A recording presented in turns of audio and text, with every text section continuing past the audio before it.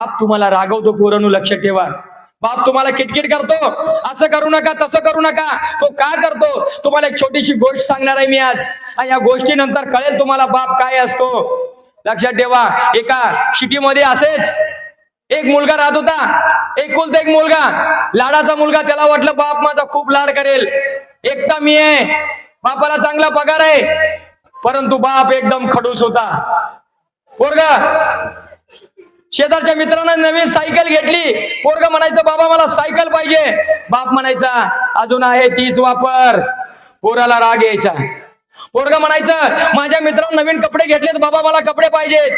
बाप म्हणायचा ती आहेत ना कपडे, ती फाटलेत का, तीच अजून वापर. पोरं पिक्चरला चालली. पोरगा म्हणायचं बाबा मला पिक्चर बघायचा यायचंय, घरी टीव्ही आहे ना, टीव्ही वर बघ, आता टाकेल लागलाय, काही दिवसानं घरात येतो तिथं बघ. पोरग्याला बापाचा एवढा राग यायचा, त्यानं ठरवलं होतं असला खडूस बाप देव जगात कुणाला सुद्धा देऊ नये. एवढंच काय, अपार्टमेंट मध्ये वरती जाताना जर अपार्टमेंट मध्ये कुणाची गाडी तिरकी पडली असली, बाप त्याला म्हणायचं ती गाडी सरळ कर. पोरगा म्हणायचं त्यांची गाडी मी का सरळ करू.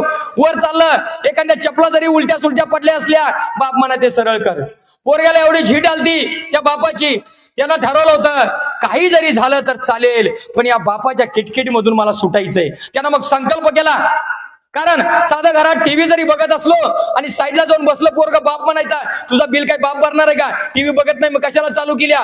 बाहेर गेलं पंखा चालू असलं बाप ओरडायचा. असा बाप कुणाला असतो का रे. पोरग्यानं ठरवलं, संकल्प केला मनामध्ये, काही करणार, शाळा शिकणार, नंबर काढणार, नोकरी लागणार आणि या बापाच्या आयुष्यातून कायमचा दूर जाणार. असल्या किटकिट्या बापाचं पुन्हा तोंड नाही बघणार. आणि पोरानं एकदा संकल्प केला. पोरानं संकल्प केला, मागं हटलं नाही. 5वी 9वी 10वी 11वी 12वी इंजिनियर झालं. फक्त आता कॉलची वाट बघत होता. एखादा कॉल यायचा, इंटरव्ह्यू द्यायचा, नोकरी लागायचं आणि परत त्या किटकिट्या बापाचं तोंड आयुष्यात कधी बघायचं नाही. एकदा बघतो तर काय, एकदा इंटरव्ह्यू त्याला कॉल आला. तो आनंदला आईला म्हणाला, आई मला इंटरव्ह्यूचा कॉल आलाय. आई म्हणली जा लेकरा जा, देवाच्या पाया पड म्हणले. पहिल्यांदा पोरग देवा पुढे गेलं आणि त्या देवाला म्हणलं, देवा एवढी नोकरी मला लागू दे बास, तुला 1 किलो पेढ देईन. आणि या बापाच्या खिटखिटीतून एवढं मला सुटायचंय, या बापाचं परत मला तोंड बघायचं नाही. लई त्रास दिला येणं. आईच्या पाया पडला. आई म्हणली बाळा चाललाय जा, वडिलांच्या पाया पड. लांब नसतेनं वडिलांच्या पाया पडला आणि निघून गेला. एका मोठ्या अपार्टमेंट मध्ये इंटरव्ह्यू होती. 4थीत लिहिलं, 4थ्या मजल्यावरती इंटरव्ह्यू चालू आहे. पोरग गेलं. खाली जाताना पार्किंग मधून रस्ता होता, पाहतो तर काय, एक सायकल तिरकी पडली होती. सवयी प्रमाणे जाताना पोरानं सायकल सरळ केली. वरती चालला. एका घरासमोर चपल्या उलट्या सुलट्या पडल्या होत्या, त्या सरळ केल्या. अजून वरती गेला. एक झाडाची कुंडी तिरकी पडली होती, माती सांडली होती. पोरानं कुंडी सरळ केली, माती त्यामध्ये भरली. बाजूला जार होता, पाणी घातलं. वरती गेला. पाहतो तर काय, 10 ते 15 पोरं वळीने इंटरव्ह्यूला बसली होती. याला घाम फुटला, एवढ्या पोरात माझा नंबर येईल का, मला नोकरी लागायला पाहिजे, कारण मला त्या बापाच्या किटकिटून सुटायचंय. तो जाऊन त्या पोराच्या लाईन मध्ये बसला. एक एक पोरग पुढे सरकत होतं. येणारा प्रत्येक पोरग एकदम टेन्शन मध्ये घाम पुसत बाहेर येत होतं. पुढे पुढे सरकत गेला. मागच्या खुर्च्या रिकाम्या झाल्या. लक्षात आलं वरती फॅन चालू आहे. तो उठला, त्यानं फॅन बंद केला. तो फॅन बंद करत असताना त्याची नजर आतल्या रूम मध्ये गेली. तिथं सुद्धा लाईट आणि फॅन चालू होते. त्यानं पटकन आत गेला, लाईट फॅन बंद केले. इंटरव्ह्यू ठिकाणी आला. एक एक करत सारी पोरं संपली. याचा नंबर आला. घाबरत्या पावलानं त्यानं दरवाजा उघडला, आतमध्ये गेला. म्हटला मी आय कमिंग सर. सरांनी विचारलं you are ready for interview. त्यानं पुन्हा एकदा डोळे बंद केले. देवाचं नामस्मरण केलं. देवा आता एक नाही, तुला 2 किलो पेढ देतो रे, पण काही कर, मला या इंटरव्ह्यू मध्ये पास कर. मला त्या किटकिट्या बापाच्या तावडीतून सुटायचं आहे. Yes I am ready for interview म्हणण्यासाठी त्यानं डोळं उघडलं. बघतो तर काय, समोर लिफाफा धरला होता साहेबांनी. त्यानं विचारलं हे काय. साहेब म्हणले उद्यापासून तुम्ही कामावरती हजर राहायचंय. तो म्हणाला मी इंटरव्ह्यू दिलीच नाही, तुम्ही मला कुठला प्रश्न विचारलाच नाही, माझं सिलेक्शन झालं कसं काय. मॅनेजर म्हणला बाळा हा गुणाचा इंटरव्ह्यू नव्हता, हा इंटरव्ह्यू होता संस्काराचा. आमच्या फॅक्टरीला कामगार नको आहे, आमच्या फॅक्टरीला मालक म्हणजे मॅनेजर पाहिजे, जो आमच्या फॅक्टरीची मनापासून काळजी करेल. तुला माहित नसेल म्हणून सांगतो, आम्ही आमच्या बिल्डिंग मध्ये ठिकठिकाणी कॅमेरे लावून ठेवले होते. आम्ही पाहिलं तुझा काही संबंध नसताना तू सायकल सरळ केली, चपल्या सरळ केल्यास, कुंडी सरळ केलीस आणि आमच्या लाईट सुद्धा बंद केल्यास. पोराला पटकन बापाचे सगळे संस्कार आठवायला चालू झाले.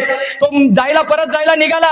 इतक्यात तो मॅनेजर त्याला म्हणला, थांब, चाललायस घरी जा, पण गेल्यानंतर तुझ्या आई वडिलांना माझा नमस्कार सांग. आणि एक गोष्ट लक्षात ठेव, एखाद्या इन्स्टिट्यूट मध्ये ऍडमिशन घेऊन पैसे भरून तू डॉक्टर होऊ शकतोस, इंजिनियर होऊ शकतोस, वकील होऊ शकतोस, काही होऊ शकतोस, पण संस्कार हे फक्त तुला आई वडिलांच्या इन्स्टिट्यूट मध्येच भेटणार. आई वडिलांच्या इन्स्टिट्यूट मध्येच भेटणार. पोरानं ते पोरग पळत पळत पळत घरी आलं.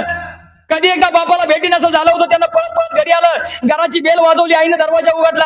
आई म्हणली, लेकरा काय झालं? पोरग म्हणलं, आई उद्यापासून मला कामावर बोलवलंय. आई आनंद झाला. आई म्हणली, जा आणि देवाचा आभार मान. पोरग आतमध्ये गेला. इकडे दरवाजा होता, इकडे बाप पेपर वाचत बसला होता.